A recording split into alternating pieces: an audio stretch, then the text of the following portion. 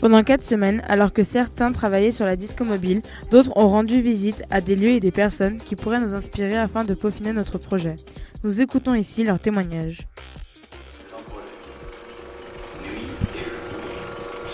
Donc on choisit la taille de l'image, on fait la netteté à la main. Olivier, le grand luxe, cinéma, pas comme les autres. Alors celle-ci, je me suis désolé, mais j'ai mis une mauvaise fumée, elle pue celle-ci. Mais en fait, ouais, j'aime beaucoup la fumée, mais maintenant on n'utilise plus celle-ci parce qu'en fait on voit les rayons de lumière. Et souvent, quand vous faites une boum, en fait, il faut penser qu'il y a beaucoup de gens qui sont timides, en fait, qui peuvent pas forcément se bourrer la gueule pour aller sur la piste. Donc la fumée, on s'est aperçu que surtout chez les cinéphiles, ça les aide un peu à y aller, en fait. Et après, c'est bon. Il faut un petit strobo aussi. Ça permet de donner l'illusion qu'on danse bien.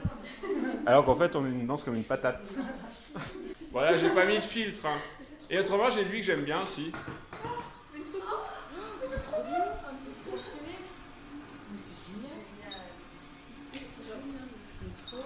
Vous voyez, avec la fumée, avec le brouillard, on voit les faisceaux, c'est quand même mieux. Ça fait que ça, vous voyez, on peut jouer avec. Et en fait, quand tu fais une association bénévolement, au début, tu sais pas trop faire les choses. Mais mettons que tu imagines un événement Jérémy, comme la on laverie, parlait de la fête association au bourg, pour les arts de comme rue. un concert ou un tournoi de foot, et ben organiser ça, ça veut dire prendre contact pour réserver les lieux, ça veut dire organiser la buvette, ça veut dire trouver des copains qui vont t'aider pour être bénévole.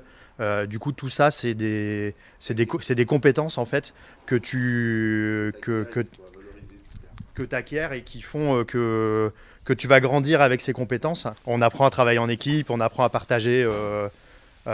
Genre s'il y en a un qui a mieux travaillé le bois et un qui aime mieux travailler le métal, et ben si on veut rénover une caravane ensemble, bah, c'est très bien comme ça. Soit on se partage les tâches, soit celui qui sait bien travailler le métal, il apprend à celui qui sait bien travailler le bois, et inversement.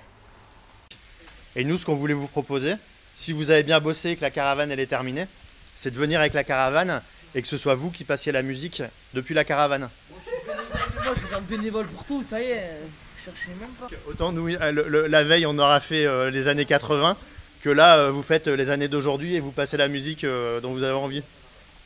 Et c'est vrai que pour décider, et pour Loïc, fonctionner, Radio il y a Dio, notamment média local et ce qu'on sauvage. cherche un petit peu, c'est au lieu par exemple de tout discuter ensemble et d'avoir beaucoup de discussions en permanence et de devoir prendre des décisions sur tout, peut-être de fonctionner aussi un peu par thème, par groupe, tu vois.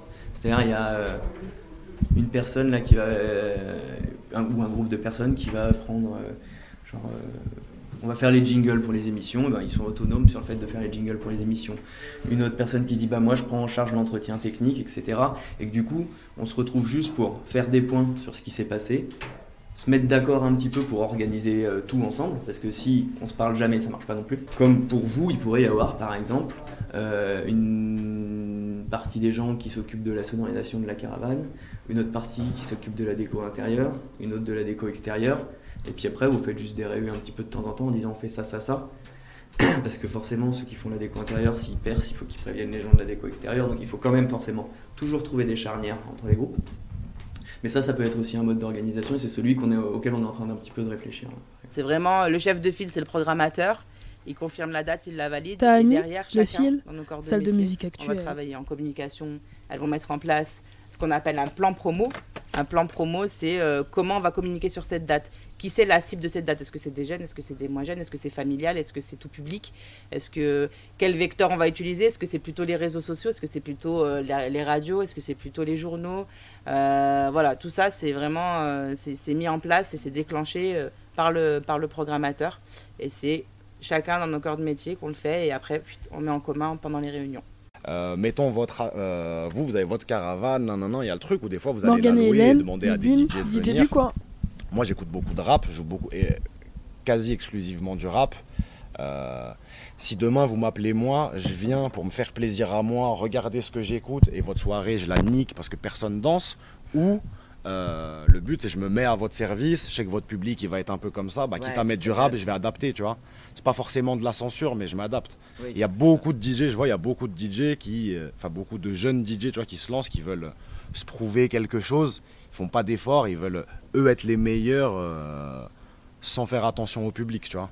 Donc c'est pas forcément de la censure, C'est juste. S'adapter, ouais. Voilà. Je veux dire, si le tempo il est super lent toute la soirée, effectivement, et à un moment où c'est un truc super linéaire, effectivement, les gens vont s'ennuyer. Par contre, si tu commences à un tempo un peu calme et que tu montes, même c'est un truc qui sera physique, tu vois, genre, en fait, ça va te prendre et les gens ils vont rester. Parce qu'on a une charte graphique. Vincent, les cris du quartier, association qui réchauffe les fêtes. Qui est toujours le même si les affiches sont différentes de l'une à l'autre, mais il y a toujours des ressemblances pour que les gens identifient que c'est nos événements. Et on se répartit le quartier, on colle des affiches de partout dans le quartier, on va mettre des petits flyers dans toutes les boîtes aux lettres, le maximum de boîtes aux lettres possible. On en met aussi sur les pare-brises de voitures et c'est comme ça qu'en fait on communique vraiment à l'échelle du quartier. Évidemment nos événements ne sont pas interdits ou à volonté d'exclure ceux qui viennent d'autres quartiers, mais à prioriser les gens du quartier. Le but de nos événements c'est de créer des choses qui soient suffisamment larges pour que ce soit intergénérationnel, c'est-à-dire qu'il y ait des jeunes comme des anciennes qui viennent.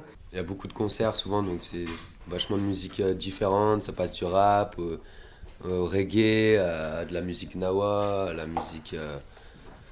ouais, il y a eu pas mal de trucs, de la funk. Ouais, on essaie de... Comme on fait de la culture un peu et qu'on essaie de... Voilà, dans tout ce qui est culturel, on essaie de mélanger les genres pour que tout le monde puisse y trouver... puisque les goûts et les couleurs sont différents pour chacun. Du coup, voilà, essayer de trouver un peu un terrain d'entente pour tout le monde. Alors, on n'a pas pris d'autorisation parce qu'on était des sauvages à l'époque. Et on a utilisé l'espace public. Mustapha, rue des Artistes, festival de rue et de bateau. Des choses comme ça, quoi. Et comme il n'y a pas eu d'incident et comme tout s'est bien passé, on a appris la première année, effectivement, qu'il fallait demander des autorisations à la police, à la préfecture, ce qu'on appelle des autorisations d'utiliser le domaine public, en fait, c'est ça. Et aujourd'hui, on est passé d'une vingtaine d'écoles à 40 structures, centres sociaux, EHPAD, maisons de retraite, qui décorent des chats. Et c'est ce qui a fait que les gens sont venus au festival, et puis parce qu'on a une programmation musicale qui est vraiment ouverte, et surtout parce qu'on a tout de suite pensé aux familles et aux enfants, parce que comme on était dans la rue de la République au départ, on était dans la cour de certains enfants qui habitaient la rue de la République, donc il fallait penser à eux, et on a créé un espace qui s'appelle l'espace famille, où il y a des jeux pour les enfants, des animations pour les enfants.